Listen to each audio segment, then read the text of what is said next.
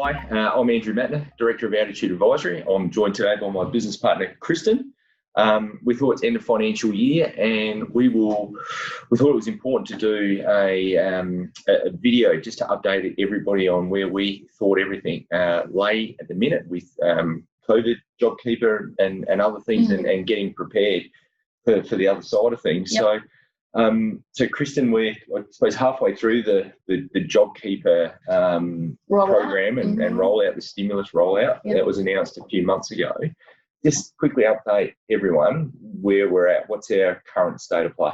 With the stimulus package, it's still in play until the 28th of September. So the government will turn JobKeeper off at that point in time, and the cash flow boost will also stop at that point in time. Okay.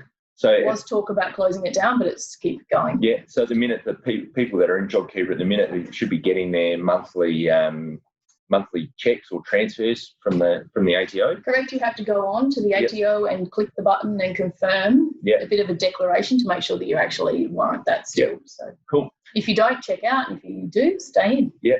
Excellent. You obviously need to confirm that you qualify.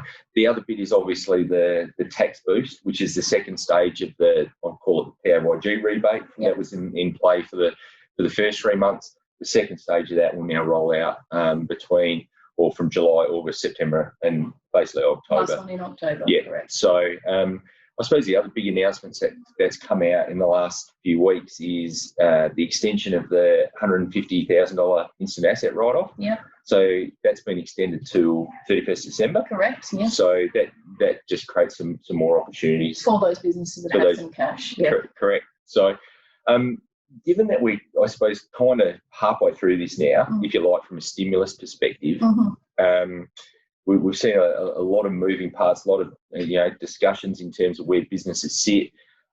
We've seen some that are starting to get back to some sort of normality, I suppose. There's still a lot of sectors that are still hurting. But as we're starting to, I suppose, see a path out of this, what's your feedback or tips for businesses as we start looking and planning for a post-COVID type business environment? Good question. What we're seeing, and you'd be seeing it too, is a bit of complacency now that people are comfortable with where the government has been tipping in income, and potentially businesses might not have done enough work to ensure when that stops that they do keep going. So what we're looking at is that people, and they obviously have to do more with less resource. Yes. So once this stimulus stops, we're going to have to figure out a way to keep people employed and keep our businesses going. So planning is the number one key. Financial planning, obviously. What does it look like? Your budgets for the next 12 months. How do you see yourself coping when you don't have the stimulus anymore? What does it look like? Can you afford to keep all of your teams? So potentially a workforce plan. I think would be a really good thing to do. Maybe just a bit of a recap on the last 12 months. What's worked, what's not worked. A bit of a StartStop Heat for your business. So that you can assess what does it look like. Things have changed. Yeah. No, for sure. So, I mean, there's some really good points in there that you make. Like you said, resetting your strategic plan and your vision of what that looks like for the next 12 months. The business environment is very different. You said, about budgeting and financial planning and making sure you got your resources sorted out. Your workforce. What does that look like? I know a lot of my clients are keeping people on at the minute as part of JobKeeper, but if business doesn't pick up, what does that look like? That's right. That. So how does the resilience, what does it look like? And I think knowing how your money is coming in when JobKeeper stops is going to be really important. So I think, from that, I guess our feedback is this is a critical time now as we get through the just past 30th of June, is to basically reset where you're at. Reset, forward look and forecast. Take the time to do that because it's okay to just keep plugging along and hope money comes in next week, but banks are going to start calling in those loans. There's lots of things that are going to change. So some of the stuff that, you're right, bank deferrals are going to stop, your rent relief is going to stop.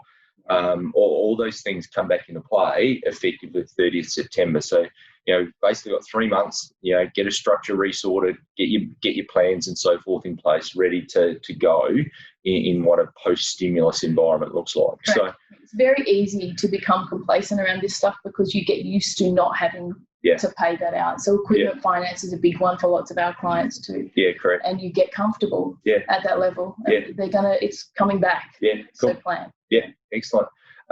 So for everyone out there, I think there's some great tips there. Speak to Kristen or myself or any of your other advisors. Come in, sit down and set out what that roadmap now looks like for the next 3 months or 12 months or whatever it may be. And set yourself up for financial year 2021. Catch up with you guys soon. Good luck. Thanks.